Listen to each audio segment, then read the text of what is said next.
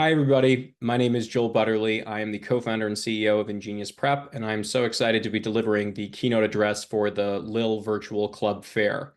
So a little bit about me. As I said, my name is Joel Butterly. I went to Dartmouth College, which is the smallest of the Ivy League schools, after which I attended Yale Law School.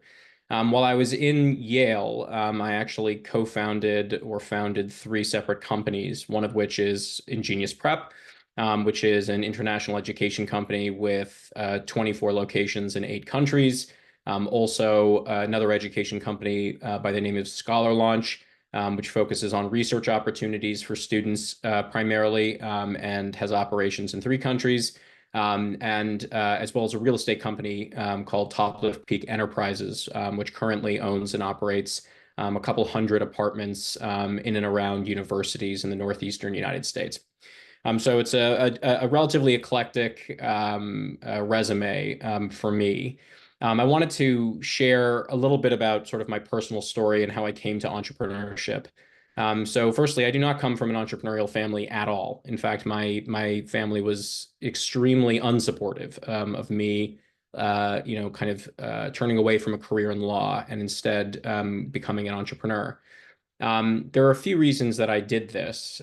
So one of them kind of concerns a very specific moment in time. I was at Yale Law.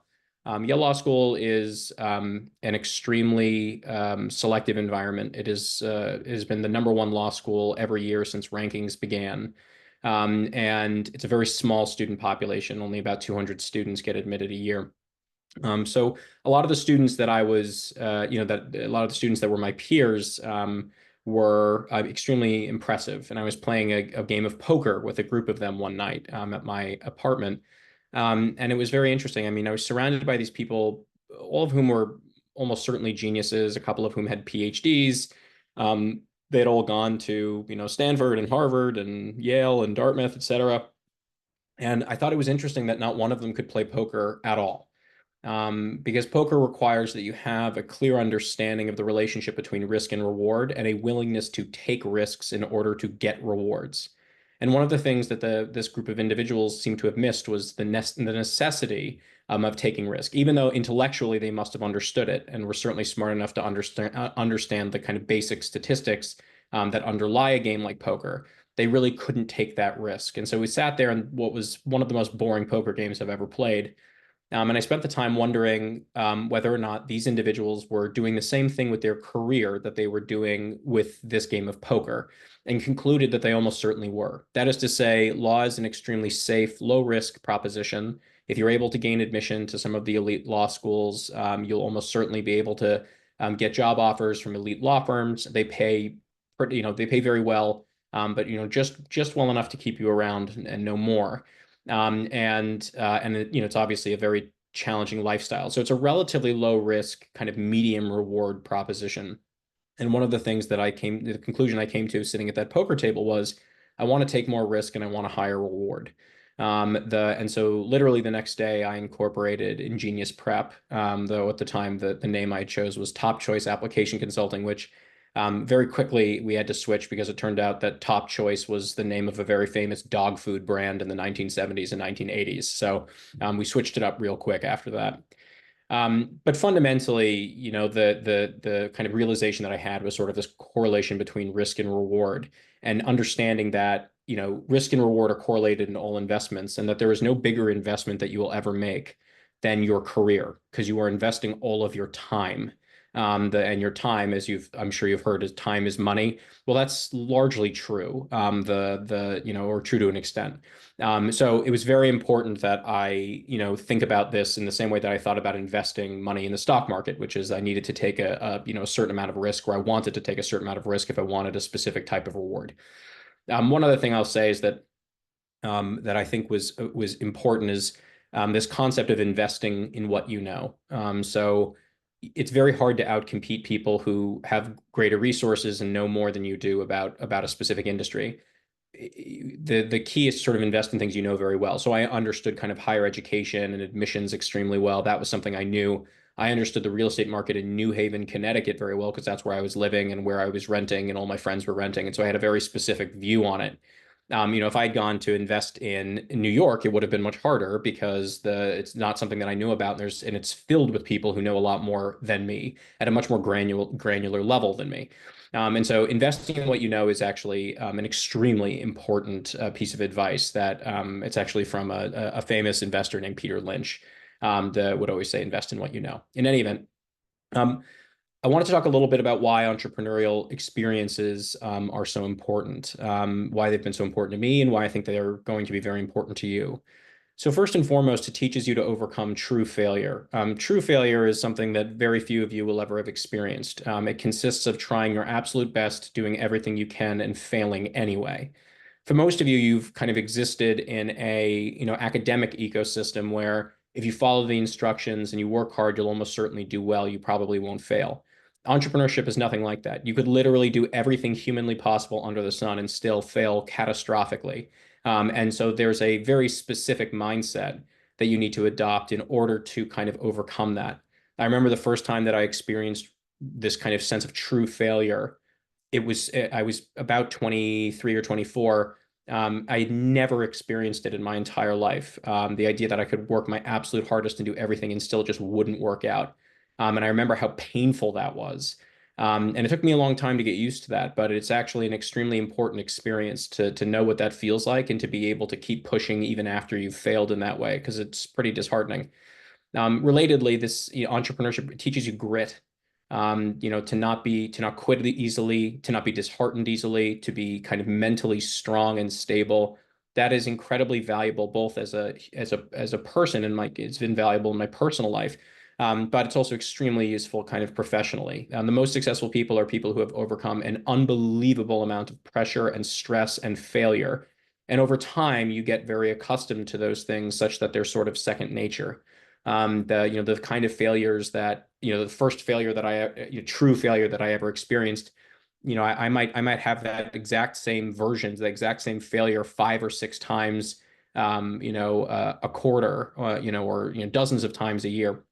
And at this point, it doesn't, I understand it's just part of doing business and I move on. In any event, learning grit is incredibly important. It also is very important because it teaches you to take risks. Most of, the life of students from, basically kindergarten through grade 12, it does not encourage you to take a lot of risk, academically or otherwise. That's just not something that is strongly encouraged. And instead, it's more about kind of following and conforming to a specific set of guidelines or rules or protocols. Entrepreneurship is all about being able to take risks and being able to take risks by doing things that you have no solid proof that they will work. You just have your kind of intuition and sort of a rough science as to how you kind of estimate you'll succeed. This is incredibly important. If you want to have a real impact on the world, you have to take enormous risks. If you point out if you were to list every sort of majorly successful person that you know about, whether they be entertainers or entrepreneurs or politicians, or lawyers or doctors, every single one of them will have taken enormous amounts of risk in their career, because the only way to differentiate yourself from the pack is to do things that other people aren't. In addition to this, I think that entrepreneurship is so important because it forces you to problem solve rapidly under pressure. My family will often ask me, why is it that I'm able to so quickly solve problems and think laterally? And my response is that for many years, it basically felt like there was a gun to my head. That it's like if I didn't do absolutely everything and figure it out very, very quickly, it could all fall apart and my career could be ruined. While that was a lot of stress to deal with, it also made me extremely good at problem solving on the fly. And that's something that's incredibly valuable no matter what you do with your life. Um, Second to last point, exposes all of your strengths and weaknesses. Entrepreneurship has a real way of showing both what you're great at and also what you're extremely weak at. And sometimes you can work on your weaknesses, but sometimes your weaknesses are just your weaknesses. And so you have to learn to adapt to them and be kind of very self-aware. So I'm very aware of the weaknesses that I have, and some of them are large. And so I've made a real point of partnering with people who complement me by bringing real solid strengths in those areas. And it's been extremely successful as a result. But you're never going to be perfect, no matter how much you work on yourself. So you have to be very, very self-aware. And entrepreneurship often teaches you to do that, because all of your kind of weaknesses are laid bare as you go. And then finally, I always think of entrepreneurship of having this sort of like bipolar relationship with self-confidence, where it's like the first thing that it does is it ruins your self-confidence because you've never experienced failure before, and you are sort of confronted by your own inadequacies, and the sort of vicissitudes of fate, meaning that there's this element of chance that you cannot reduce, that there is always a probability that you fail completely.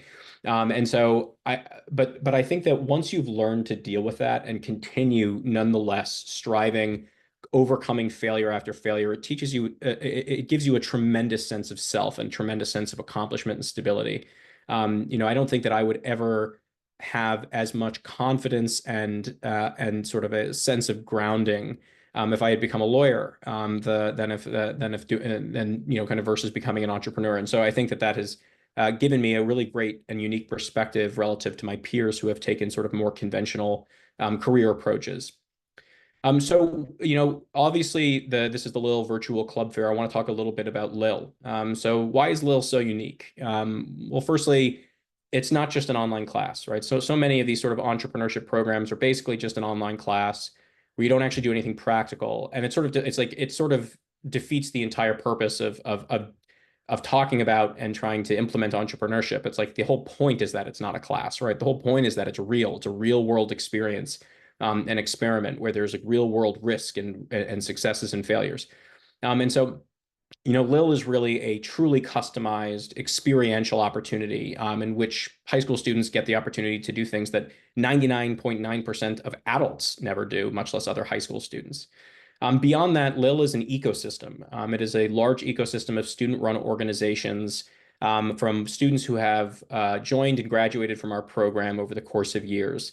One of the thoughts kind of behind this was that it doesn't really make a ton of sense that students' extracurricular activities are limited to the school that they attend. It's like still that's a lot of times what we see. Students are basically just kind of confined to this small subset of opportunities at their school. And so, LIL is really kind of a pioneer in expanding the sphere of extracurricular opportunities well beyond the limits of a school, by creating an ecosystem of student-run online organizations that are, kind of self-perpetuating and self-run. Lastly, why is this program so important for profile building, college admissions, et cetera? So I think that you should take the program extremely seriously, even if it has no impact on admissions. Truly, the experience the entrepreneurial experience has been perhaps the most valuable learning experience I have ever had. Not just teaching me skills, but also teaching me a great deal about myself, and what I'm good at and what I'm bad at, et cetera. So I think that it is an incredibly important learning experience, just as I think doing debate is an incredibly valuable learning experience. Debate likely doesn't have a meaningful impact on college admissions in most cases. I say that as somebody who, debate was like my whole thing in high school, and I was recruited to college, but that sort of pipeline doesn't really exist as much anymore. But this program is incredibly valuable for college admissions. That's part of the reason that we created it. Surely not the sole reason, but definitely one of the primary reasons. Firstly, because true entrepreneurship is incredibly rare. There's a lot of talk about entrepreneurship in our society among young people, generally speaking, but people are generally speaking pretty surprised to hear that as a percentage of the population, business owners in their 20s is at an all-time low in the United States. That is to say, like since they have started tracking data on businesses that were kind of owned by different age groups, we are at a period in time in which entrepreneurship is actually quite low. Part of the reason is that there's a ton of talk about entrepreneurship and it's flashy, but most people aren't doing anything about it. They're just talk, which is not all that surprising. Another part of it is that, a lot of people join startups, but they themselves have not created the organization. So it's this sort of a participating in the entrepreneurship network, but not necessarily being entrepreneurs themselves.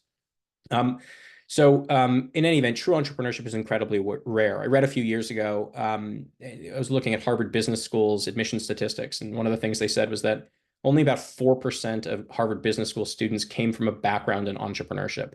Think about what that means. The most elite, or one of the most elite business schools in the world, um, only having 4% of its incoming class coming from a background in entrepreneurship. That's quite shocking.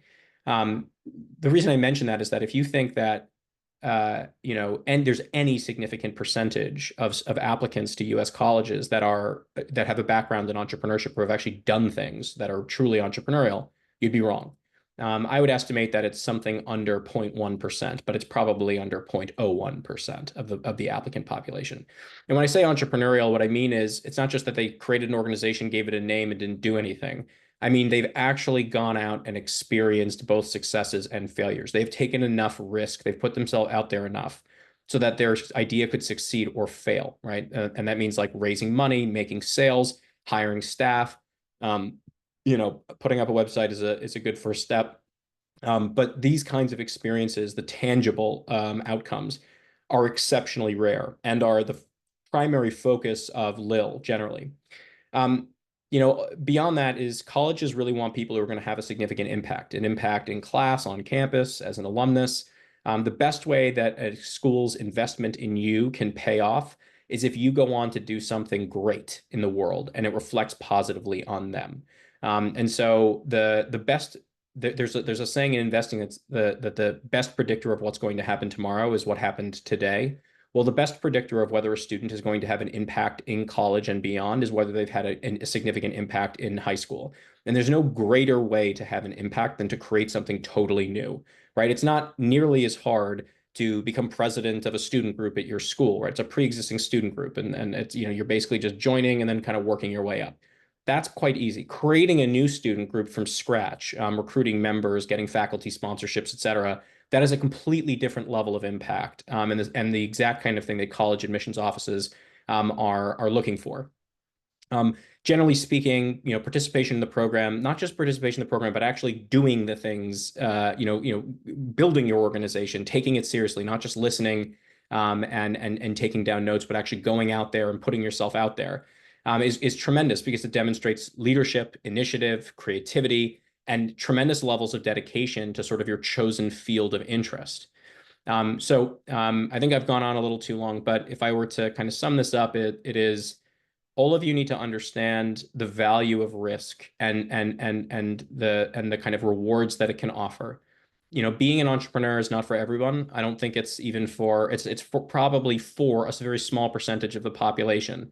Because it is incredibly psychologically taxing and very high risk, and the probability that you succeed is never all that great. And so, but regardless of all of that, it is, no matter what you do, if you want to become an accountant, it is incredibly valuable to know how you put yourself out there, how you grow an organization, how you take calculated risks, and how you deal with failure as a result.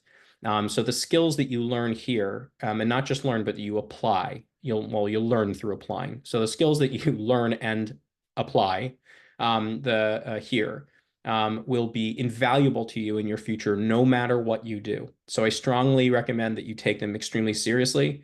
I certainly take them very seriously. And I wish you all the best of luck. Bye-bye.